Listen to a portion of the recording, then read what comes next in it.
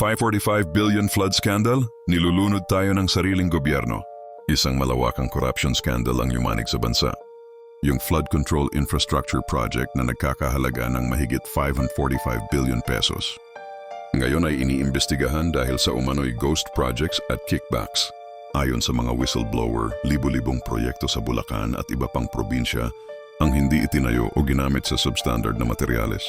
Ang mas masakit, pera ito ng bayan na dapat sana proteksyon sa baha. Sa Senate inquiry, ilang dating engineer ng DPWH ang umamin. May mga kontrata raw na pinalobo ang presyo at ang sobrang halaga napunta sa bulsa ng ilang opisyal at politiko.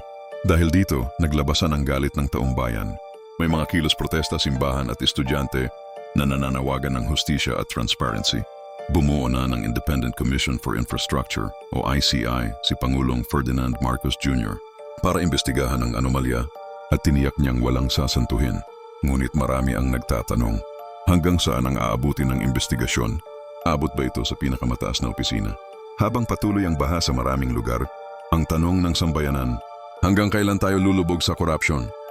Ito ang flood control corruption scandal, ang iskandalong nilulunod ang gobyerno sa sariling kasalanan.